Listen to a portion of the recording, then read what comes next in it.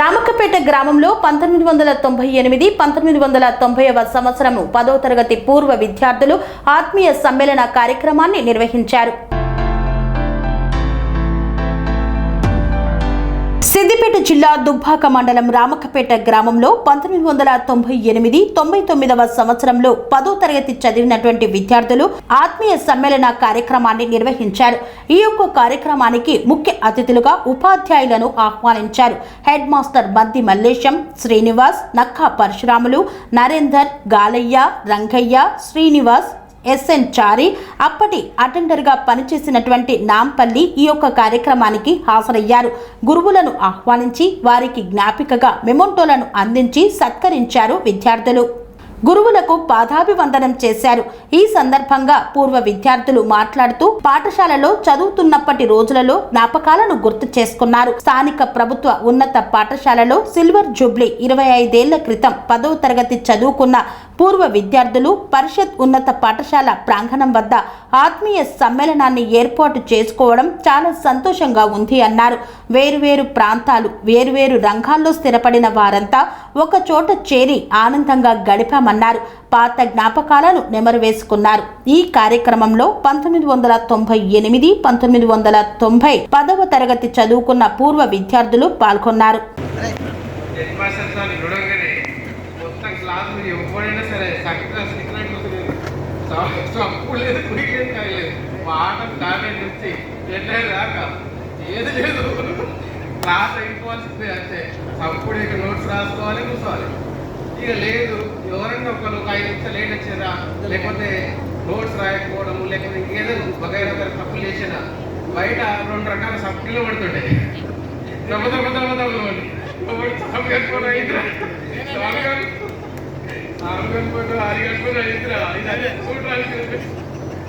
ఇక ఆ సౌండ్ని మిగతా సెంట్రైట్ కావాల్సి ఉంటే మొత్తం చక్కగా చదువుకుంటే కుదరగాలి. ఒక్కరు లేట్ వచ్చిన కాదు, చాలా రేరు మా క్లాస్లో లేట్ వచ్చిన వాళ్ళు.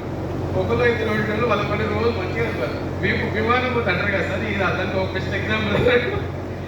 అయితే ఒకసారి సార్ నేను మొదటిసారి ఏమైంది సార్, యాక్చువల్ నేను లేట్ రాను, కొంత స్కూల్ ఈ టైమింగ్స్ అని మ్యాక్సిమం ఫాలో అయ్యింది. భయం సార్ అయితే మధ్యాహ్నం టైం అవుతుంది సార్, లంచ్ టైం. వాళ్ళ బాయ్ కాడ చెరుకు వడ్డిస్తారు. పోదాం రాను, నేను అన్నా లంచ్ టైం వచ్చేకుందిరా, అంత దూరం పోవాలి, మళ్ళీ ఇక్కడ రావాలి, రాలేను. ఏగా మీరు ఒక్కసారి పోదాం, డబ్బులు పోయిద్దాం, దెబ్బ రాలేడు. ఇవి ఇష్టపెట్టే పక్కనే సార్, నేను పొద్దున పోకుండా సరే ఏం కాదు, పోతే దూరం ఒకటి మాట్లాడకపోతే అంత కుదరదే, పక్కనే ఉంటాడు. పోవాల్సి వచ్చింది. పోయినాం, బెల్లం చెరుకు మంచిగా తెచ్చుకున్నాం, ఇక్కడ వారేసినాం. వచ్చినాం ఇక స్కూల్ వచ్చినాం, ఆగినా 5 నిమిషాలు లేట్ అయింది. ఏదో పెద్ద చదువుకున్నాం,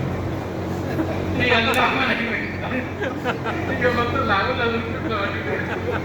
అయితే నేను వచ్చినప్పుడే వీడు బెల్లం చెరుకు ఇంటికాడ వినడానికి పోయిన టైం నేను కూడా వినడానికి పోయింది కదా సార్. ఈ టైంలో నాకు ఎందుకు అనుమానం వచ్చింది, 5 నిమిషాలు లేట్ అయింది. 5 నిమిషాలు లేట్ అయింది, ఎందుకు వచ్చింది సార్? నేను కొన్ని ఎందుకు జన్మ ఎంత ఉంటుంది రుద్దుకొని రాగానే ఏం రా స్వామి నెగస్లో అన్నాడు. అనగానే పక్కన నీళ్ళు కదా దాంతో నువ్వు కూడా రారా అన్నాడు.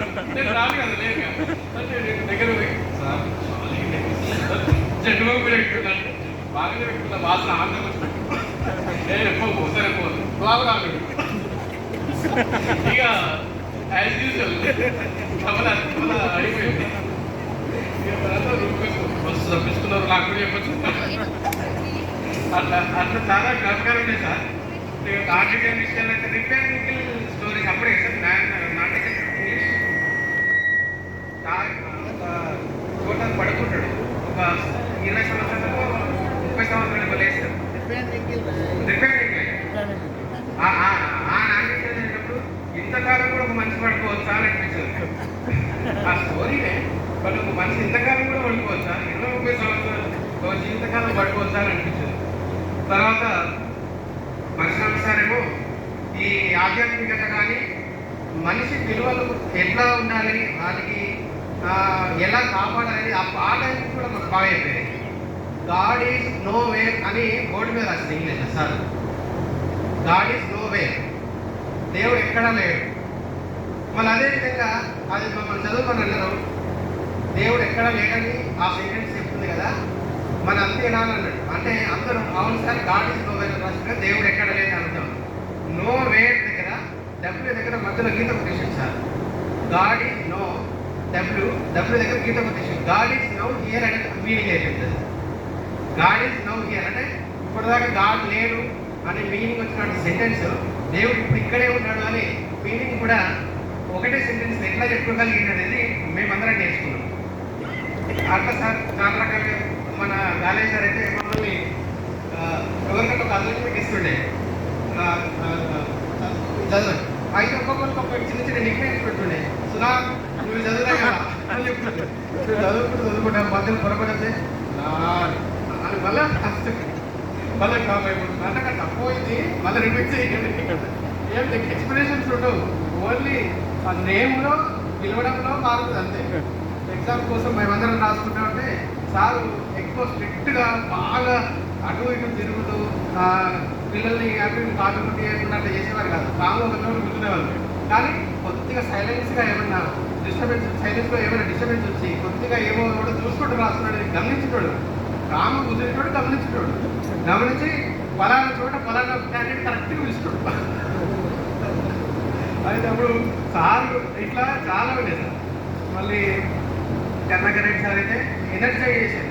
ఎవరైనా ఇట్లా మూడీగా ఉంటారు, లేకపోతే సరిగ్గా ఆటలాడట్లేదు, లేకపోతే ఇంకేదైనా బయట విషయాలలో కానీ ప్రార్థన ఎక్కడైనా సరే దాన్ని ఎనర్జెటిక్ వేలో ఎక్కడ తీసుకెళ్ళాలి, బాగా వీళ్ళని పరిగెత్తించాలి, ఆడిపించాలి. అలాంటి వాటిలో మాత్రం కర్ణాకర్ రెడ్డి సార్ దగ్గర నేను చాలా చూసిన. రంగయ్య సార్ దగ్గర నాకు ఒకరోజుసారి నిజంగా తెలుగులో 52 మార్కులు వస్తుంది. 52 మార్కులు వస్తే సార్ కొన్ని తెలుగు తీసేసాడు. అయితే నేను ఫస్ట్ వీక్లో వెళ్తున్నా కాబట్టి నేను మోహన్ గారు ఏడు ఓడిపోయినా మరి సెకండ్ క్లాస్ మార్కులు వస్తే 52 అన్నట్టు అంటే సార్ నేను రాస్తాను టేబుల్ దగ్గర పోయి నువ్వు రాసిన పేపర్ నువ్వు రాసిన దాన్ని చూసుకో ఎవరు తప్పుంటే చూసుకోవాలి చూస్తే అది 6 monthsకి ఒకసారి ఎగ్జామ్ పెట్టాం కదా సార్ రాలేదు దాంట్లో సో పేపర్ అక్కడనే ఉంది. చూస్తే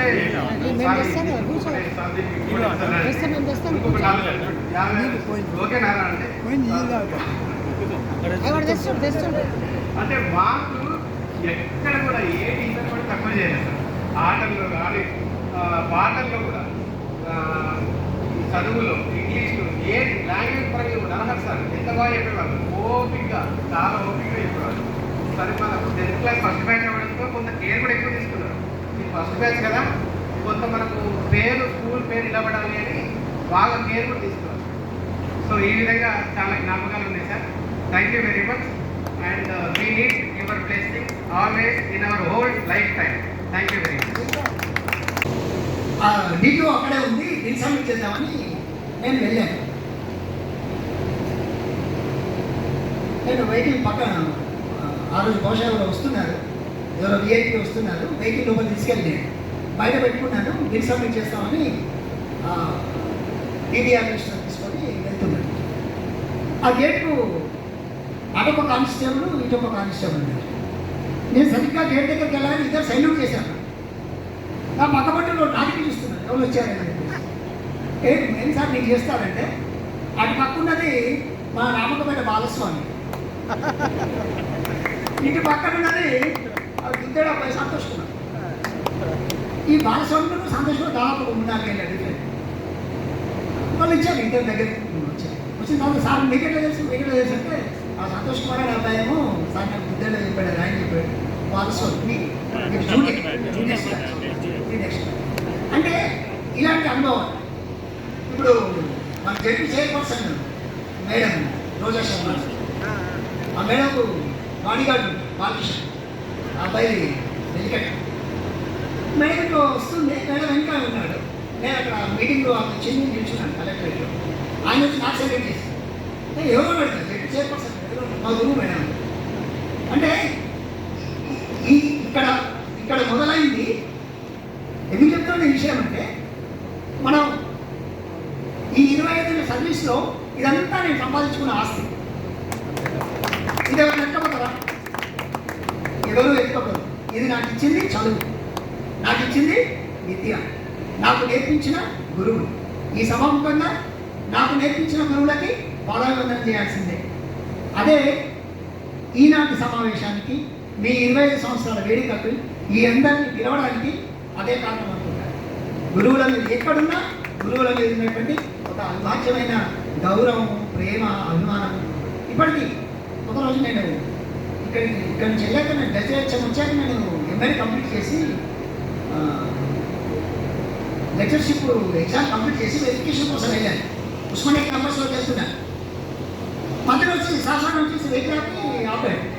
ఎవరైనా సార్ సంతోషం అది ఎవరైనా సంతోషం సార్ సార్ కానీ నేను ఇక్కడే పనిచేస్తున్నాను, ఇక్కడే అసిస్టెంట్ ప్రొఫెసర్గా పనిచేస్తాను.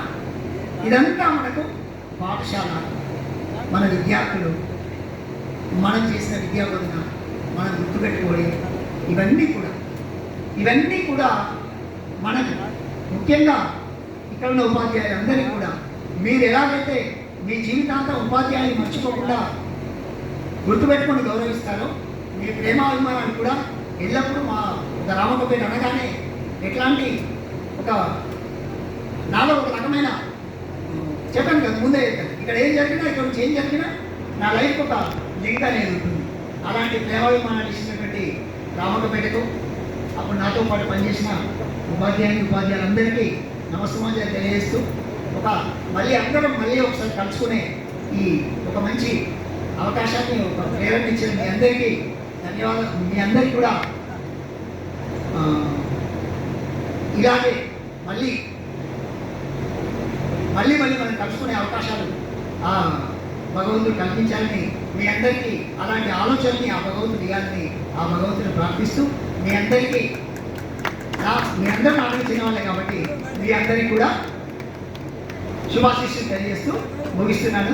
థ్యాంక్ యూ అన్న. మీరు చేయండి సార్ అని పెట్టినారు అనగానే ఇక సరే అప్పుడు అనుకుంటే మరి వచ్చి ఇబ్బంది పడుతుంది నాకు కొట్లాడుతుంటే అవునా సార్, కానీ మీరు మాత్రం ఖచ్చితంగా ప్రయత్నం చేయాలని చెప్పి నన్ను బాధ చేస్తే నేను పోయిన ఫైల్ తీసుకెళ్ళి తెల్లారి నుంచి ఫైల్ కొరవైన కొత్త ఫైల్ ఏది, దానిలో ఉన్న ప్రాసెస్ ఎన్ని కాపీలు ఉంటాయి, ఏమే కాపీ ఎవరికి నేను సబ్మిట్ చేయాలి అనే ఉద్దేశంలో కూడా చిట్టాపూర్ పోయింది. చిట్టాపూర్లో వాళ్ళు మొత్తం దొరకలేదు. తిమ్మాపూర్ దొరకలేదు. లాస్ట్ వచ్చాను సిద్దిపేట డిప్యూటీకి ఇవ్వాల్సి పోయి సార్ నాకు ఎగ్జామ్స్ నేను అప్డేట్ చేస్తున్నాను కాబట్టి నాకు ఫైల్ కావాలంటే అప్పుడు అక్కడ శ్యాంప్రసాద్ డిప్యూటీ ఉంటే తీసుకుపోని చెప్పి ఆయన సెట్ ఇస్తే ఆ సెట్ మొత్తం తీసుకొచ్చాను. అయితే ఫీజు ఎంత కట్టాలంటే 12,302 రూపాయలు కట్టాలి. అయితే వీళ్ళందరినీ అన్నాడు 7th క్లాస్లో ఎవరైతే లక్షపేట ఫీజు తీసుకుపోయామని ఎంతమంది ఉన్నారు? 32 మంది ఉన్నారు. 32 మంది ఉంటే వీళ్ళకి ఎంత కడుతున్నారు? లక్షపేటలో 800, 900, 1000 పేర్చి 50 రూపాయలకు కావచ్చు. లక్షపేట హై స్కూల్లో మీరు అంటే అదో 12 పేర్చి అంటే 800. తర్వాత నెక్స్ట్ ఇంకోటి ఏంటంటే మినిమం 800. నేను మా మల్లె సార్ అడిగాను చెల్లపోయాను. అలాగే సార్ మరి నేను మా పిల్లలు దోచుకోలేను, నాకు ఏమైనా కోఆపరేషన్ ఇస్తావా ఇవ్వాలంటే ఏం కావాలిస్తే మళ్ళీ తీసుకోపోవాలి అని చెప్పంటే తెల్లారే వచ్చి తీసి వస్తుంది ఇవ్వ, నేను క్లాసు నడిపిస్తా. మా సాధన మీటింగ్ వచ్చినప్పుడు సార్ మనం మా పిల్లలు మన పేరు ఉండాలంటే మీరందరూ నాకు కోఆపరేషన్ ఇవ్వాలి. 8th, 9th, 10th వాళ్ళకు కూడా మనం దీన్ని కొనసాగిద్దాం ప్రిఫర్ చేసి నేను అందరూ సహకారం తీసుకోండి అంటే చాలా మంచి కోఆపరేషన్ నడవండి సార్. తక్కువ పడ్డది అంటే అప్పుడే శ్రీనివాస రంగమాలేసిన వాలంటీ తీసుకొని క్లాస్ ఉంటాయి అంటే 6 టీచర్లు మనం 6కి క్లాస్ 8 అవుతుంది. 8 కాబట్టి ఆ 2 వాలంటీర్ తీసుకొని కష్టపెట్టుకుంటూ యాక్చువల్గా వాళ్ళ కూడా కష్టపడ్డారు. ఎవరో వాళ్ళు అనుకోకూడదని చెప్పి మళ్ళీ మిమ్మల్ని రిక్వెస్ట్ చేస్తున్నా. అది నాకు కావాల్సింది ఒకటే, ఈ ఖచ్చితంగా 8 చేయాలి. 8, 9, 10 అని అనుకొని లాస్ట్ తీసి ఇవ్వలేదు. తల్లిదండ్రులు ఇచ్చారు. మీరు లక్షపేట పోతే 800 రూపాయలు తీరుగా చేయించిస్తుంది కదా, నాకు 250 చెప్పులు ఇవ్వండి. మొత్తం 12,302 రూపాయలు కావాలి. గవర్నమెంట్ కట్టారు చాలా. 1203 అంటే 30 మంది ఉన్నారు. అందుకే అట్లా సార్ నేను 300 ఇస్తామని చెప్పాను. నాకు చేసుకోవద్దు. అప్పుడు ఫైనాన్స్ ఉండే కర్సెంటర్ మెయింటైన్ సాయి ఫైనాన్స్ ఆ సాయి అలా కట్టని నాకు రసీదు తీసుకోవాలండి. అందుకని మనకు 300 కట్టింది తీసుకెళ్ళి రసీదు తీసుకెళ్ళి అది తీసుకెళ్తారు. 12,000 కూడా తక్కువ నేను ఎవరు తీసి ఉంటుంది. అప్పుడు నేను మీరు నేను ఇస్తా నాకు ప్రజలు చాలా కావాలని చెప్పని అప్పుడు స్కూల్ అప్పుడు అప్పుడు ఎడ్యుకేషన్ ప్రెసిడెంట్ ముందు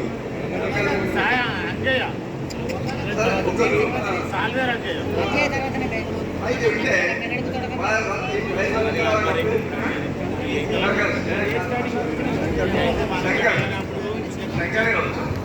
శంకర్ కష్టపడి నాతో మాత్రం కష్టపడ్డాడు.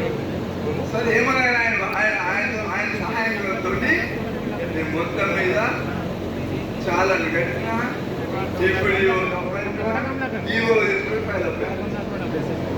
ఇక నడిపించుకోవాలి. ఇక మనం ఎప్పుడైతే వాళ్ళు పర్మిషన్ రాకున్నా సరే మనం చాలా కట్టి అప్లికేషన్ వాళ్ళకి అప్లై పే చేస్తే పర్మిషన్ రాకున్నా సరే నడిపించుకోమన్నారు. చెప్పించుకోవడం జరిగింది. అది 8 కావడానికి 9 కొద్దిగా లేట్ అయింది. 9 కొద్దిగా లేట్ అయింది. అప్పుడంటే నాకు 12,300 కట్టాలి. అయినా అసలు లేట్ అయింది కాబట్టి ఉండండి లీవ్ ఎంత కట్టాలి కాబట్టి చెప్పనుకొని ఈ ఇవ్వలే. 10th క్లాస్ ఎప్పుడైతే ఫీజు కట్టేది అందుంది. ఆయన మొత్తం జూన్ దశ లోన్ తీసుకుంది. దానికి నా అది పెంటే ఎంపీటీసీ ఆయన ఆధ్వర్యంలో కూడా ఆయన నేను ఇద్దరు కలిసి తీసుకున్నాం. 10th వాళ్ళకు కూడా మొత్తం ఫీజు కట్టేసి 10th క్లాస్ హాల్ టికెట్స్ వచ్చాయి చేశాను. హాల్ టికెట్స్ వచ్చాయి. ఇంతవరకు హాల్ టికెట్స్ వచ్చి ఆ సంవత్సరం మనకి కాదు.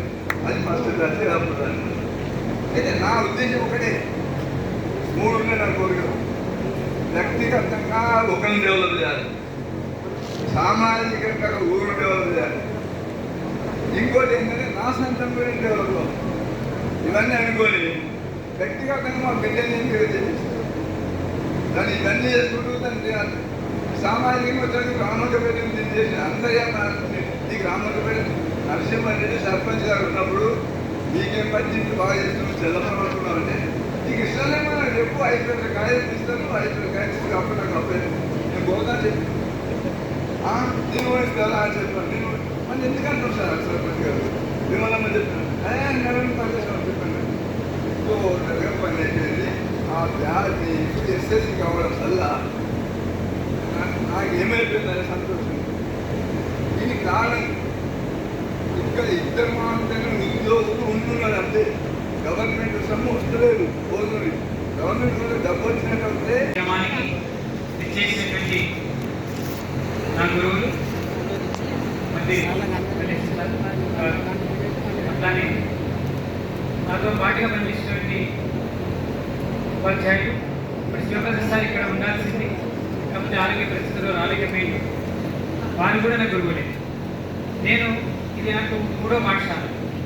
ఉద్యోగంలో ప్రవేశించిన తర్వాత మొట్టమొదటి పాఠశాల ఆలపల్లి, తర్వాత గోదారం నుంచి ఎందుకు ఎంపిక చేసుకున్నా అంటే నాకు విద్య జ్ఞానాన్ని ఇచ్చినటువంటి ఉపాధ్యాయులు మల్లేశ్వర సార్, తర్వాత శివప్రసాద్ సార్తో పాటుకు పనిచేయాలని నాకు విద్య నేర్పిన ఉపాధ్యాయులతో పాటుగా నేను సహచర్యంగా ఉండి పనిచేయాలని ఒక ఆరాటం కలిగింది.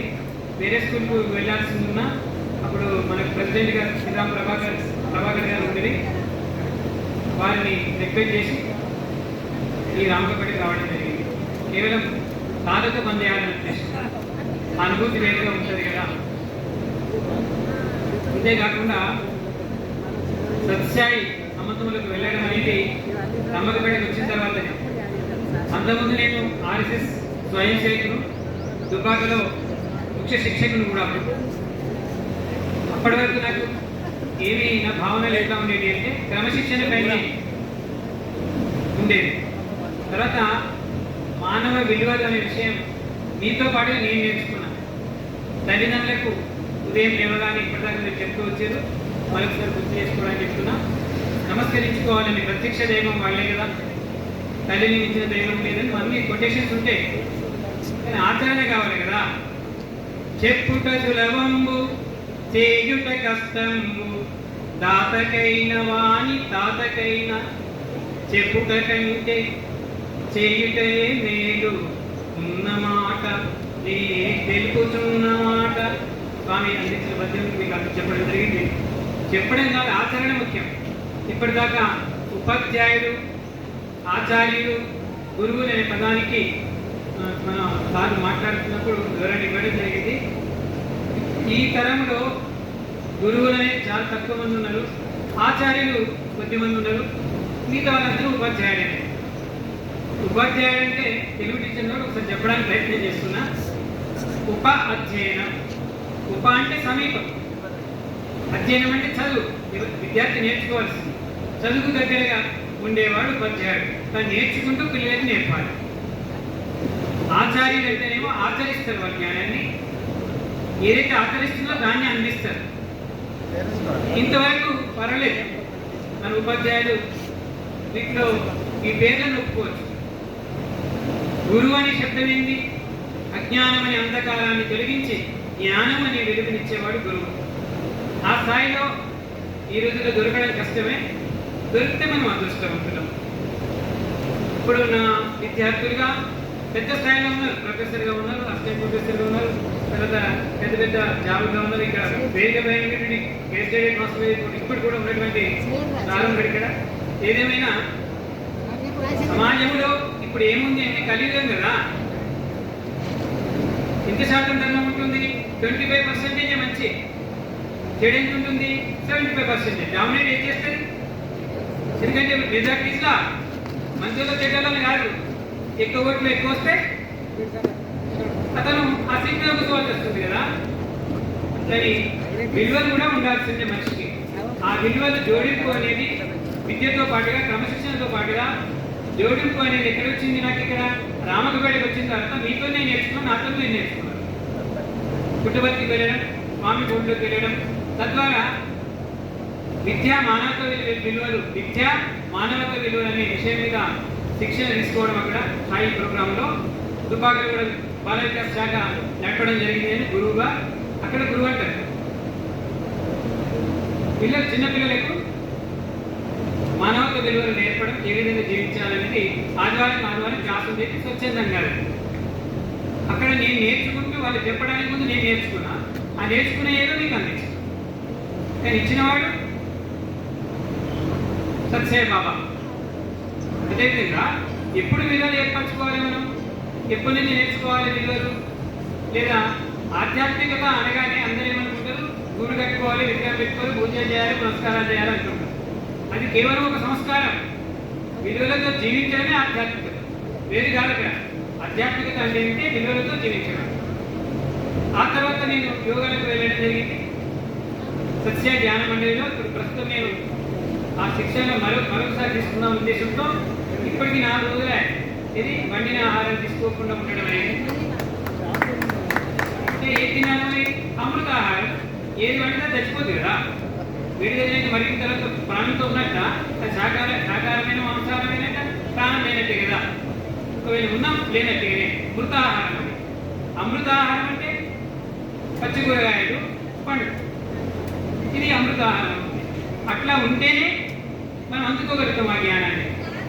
దానికి అనుగుణంగా ఇప్పుడు మీరు తినమని అంటారు కదా, అందుకోసం చెప్పాల్సింది. ఎందుకు తినలేకపోయినంటే రేపు ఎల్లుండి వరకు అట్లానే ఉండాల్సి వస్తుంది.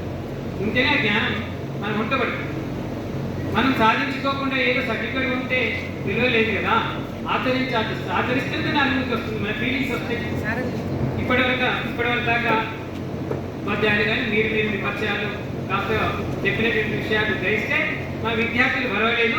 అది రామకపేట విద్యార్థులు, ఆ బ్యాచ్, ఈ బ్యాచ్ మంచి స్థితిలోనే ఉన్నారు విలువలతో పాటుగా అనేది నాకు స్పష్టత వచ్చింది. ఇప్పుడే సార్ నొక్కి చెప్పిన మా మల్లేశ్వర సార్ కూడా ఏమని తల్లిదండ్రులను గౌరవించండి, తల్లిదండ్రులను కాపాడుకోండి.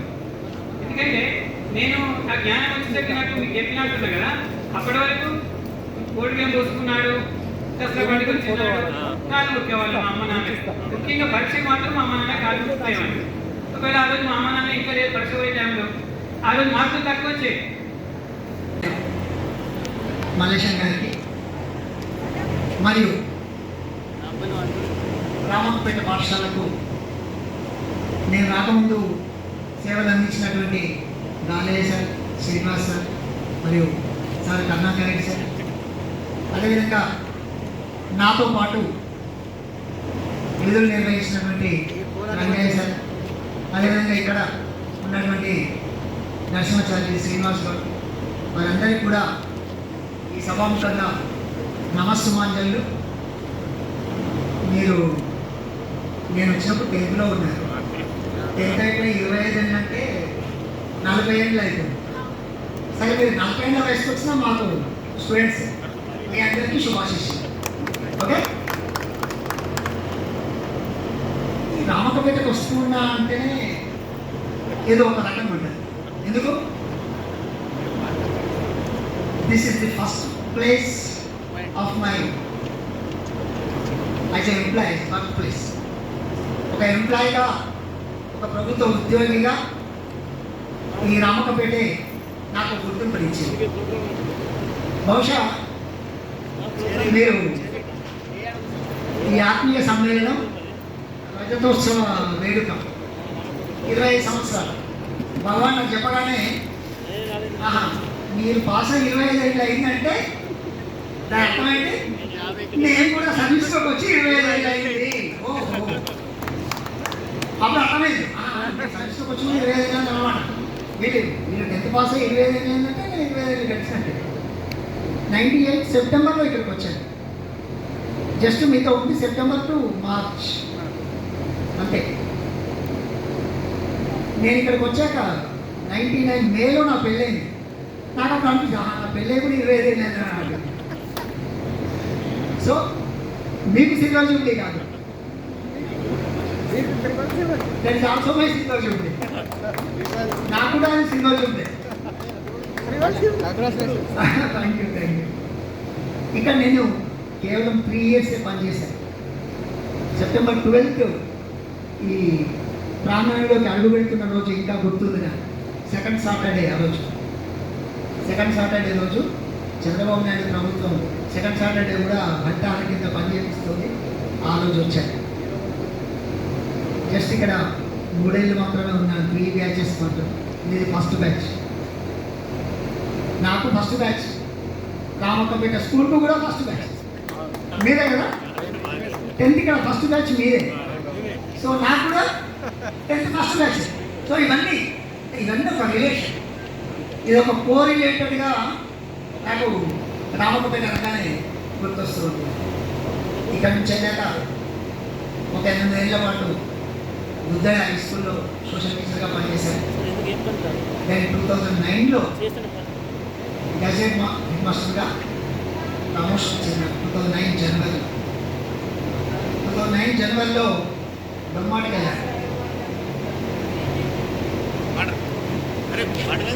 ప్రమోషన్లో అక్కడ 2015 వరకు పనిచేశాను. అక్కడ ఒక 6 సంవత్సరాలు గజెట్ మాస్టర్గా పనిచేశాను. 15లో అక్కడ నుంచి ఎర్రవల్లికి వెళ్ళాను. ఇప్పుడు అది మల్లన్న సాగర్లో సబ్మిట్ చేయాలి. నాకు ఎర్రవల్లి మల్లన్న సాగర్లో సబ్మిట్ చేయాలి. విలేజ్లో హెడ్ మాస్టర్గా పనిచేశాను. 21లో మిట్టపల్లి హై స్కూల్కి హెడ్ మాస్టర్గా వెళ్ళడం జరిగింది. 21 నుంచి స్టిల్ ఇప్పటికి కూడా మిట్టపల్లి హై స్కూల్, సిద్దిపేట దగ్గర మిట్టపల్లి హై స్కూల్ హెడ్ మాస్టర్గా పనిచేస్తున్నాను. దీంట్లో మధ్యలో మన మార్చ్ 18th రోజు SCRT state council of educational research and training దాంట్లో రాష్ట్ర వ్యాప్తంగా అప్లికేషన్స్ తీసుకొని రాష్ట్ర వ్యాప్తంగా ఒక 26 మందిని సెలెక్షన్ చేశారు. మనకున్న ఎక్స్పీరియన్స్, నాకున్న సర్టిఫికేట్స్, నేను చేసిన వివిధ ట్రైనింగ్ ప్రోగ్రామ్స్, వాటి ఆధారంగా బేస్ చేసుకొని సిద్దిపేట జిల్లా నుంచి నేను ఒకడిని సిద్దిపేట జిల్లా నుంచి నేను ఒక్కనే ఎస్ఆర్లో పనిచేస్తున్నాను ప్రస్తుతం. మొత్తం 26 మందిని స్టేట్ నుంచి తీసుకున్నాను. ఇదంతా కూడా ఎక్కడ మొదలైంది? బీజం ఎక్కడ? దిగిరి ఇక్కడే. అంతేకాకుండా ఇక్కడ ఉన్నటువంటి సాహచర్యం. అప్పుడు నేను ఇక్కడికి వచ్చేసరికి Malleswara sir head master, Narayana sir, Parashuramudu sir, Narasimhacharya sir, Rangayya sir, Kanakayya sir, వాళ్ళందరిలో పరశురాము సార్, కనకయ్య సార్ ఈ నెల 31కి రిటైర్ అవుతున్నారు. ఇంకా రంగయ్య సార్కి బహుశా ఇంకొక అక్టోబర్ అంటే ఇంకో 5 నెలల సర్వీస్ ఉంది. సో అంటే నేను చివరికి వచ్చాను కాబట్టి నాకు ఇంకో 5 నెలల సర్వీస్ ఉంది. కానీ 5 సంవత్సరాల 5 రోజులు. ఈరోజు 26 కదా, ఈరోజు 26 కదా, ఇందులో 5 రోజులు సార్ జనవరి 5 సంవత్సరాల 1 నెల 5 రోజులు, 5 సంవత్సరాలు 35 రోజులు, ఇంకొక 5 సంవత్సరాలు 35 రోజుల సర్వీస్ ఉంది. ఈ సర్వీస్ అంతా కూడా ఒక్కసారి చూస్తే 25 నెలల్లో చూస్తే ఏముంది, సాధించింది ఏముంది అని చూస్తే మీరే. ఇలాంటి విద్యార్థులే ప్రతి బ్యాచ్లో ఇక్కడ 25 మంది 30 మంది ఉండేవాళ్ళు, నృత్యంలో 100-120 ఉండేవాళ్ళు. ఎక్కడ కలిసినా నా దగ్గర చదువుకున్న స్టూడెంట్స్ యాక్చువల్గా 98 అపాయింట్మెంట్, భగవాన్ 2003 అప్పుడు నాకైతే 5 ఏళ్ళే జూనియర్. అయినా అక్కడ కలుస్తున్నా కొద్ది వాళ్ళందరూ సార్ మా గురువు అని చెప్తుంటే ఒక చిన్న ఇన్సిడెంట్ చెప్తాను మీకు. ఎక్కడ అంటే 2017 కలెక్టరేట్, సిద్దిపేట కలెక్టరేట్ కొత్తగా జిల్లా ఉత్తమ విద్యార్థులు అదృష్టవంతులైన అదే ఉత్తమ శిష్యుడు అయితే అతని పూర్వజన సుకృత వల్ల అంటే 25 సంవత్సరాల కాలం పాటు మనం తీసుకొని ఎక్కడెక్కడో కష్టపడి తెచ్చుకొని మనను ఆహ్వానం ఇక్కడికి ఆరోగ్యపడి విధాలు మీ అందరికీ అర్థం తెలియజేస్తూ సమాజంలో అంటే ఆనాటి చదువులు వేరు, ఈనాటి చదువు ఆనాడు ఎట్లా ఉంటాయి కాలంలో ప్రతి స్థితిలతోనే ఇంతే నమస్కరించడం. కానీ దౌర్భాగ్యం ఏముందంటే ఈ కాలంలో మనం చదువును కొంటున్నాం కానీ చదువులు కొన్నా ఉపాధ్యాయుడు కొనలేదు. ఆనాడు ఉపాధ్యాయుడు ఏ విధంగా బోధించున్నా ఈనాడు కూడా అంతకంటే ఎక్కువగానే బోధిస్తున్నాడు. కానీ ఆనాడు ఉపాధ్యాయుడికి విద్యార్థిని ఆత్మీయతా భావం ఈ సమాజంలో పొరబడింది. ఆనాడు ఈనాడు లేకపోతే ఈనాడులో వస్తాడు చాలా చక్కగా బోధిస్తాడు. విద్యార్థి ఎక్కడో ఇంకో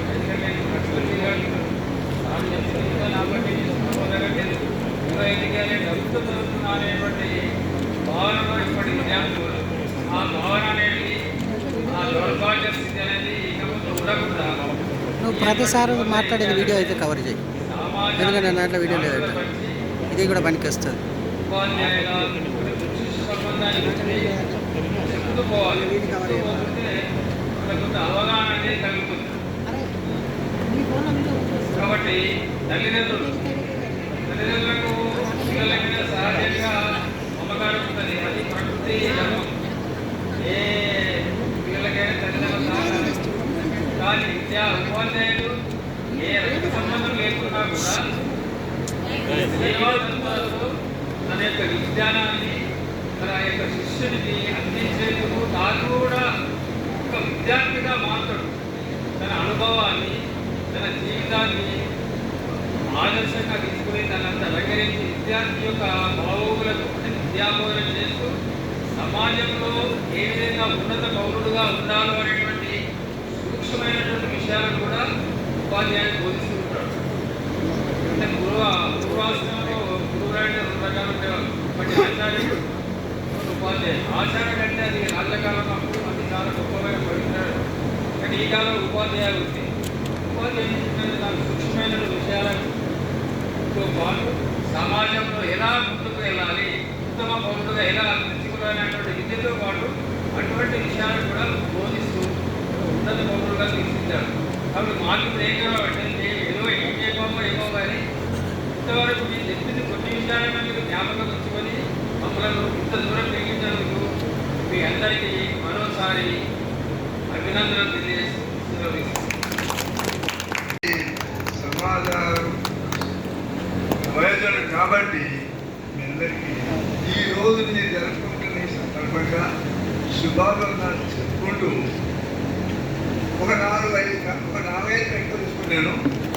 ఫస్ట్ ఏంటంటే మనం మాతృదేవో భవ, పితృదేవో భవ, ఆచార్యదేవో భవ అన్నాం. తల్లి నుండి ఏదైతుందో ఫస్ట్ మన తల్లి అమ్మ అనే పదము తల్లిని పుట్టగానే అంటే కొన్ని రోజులు అమ్మ అనే పదం వస్తుంది పిల్లలు. కాబట్టి ఫస్ట్ గురువు అమ్మ, ఆ తర్వాత నెక్స్ట్ సెకండ్ తండ్రి పాలకుడు, థర్డ్ గురువు. ఈ గురువు ఏంటి?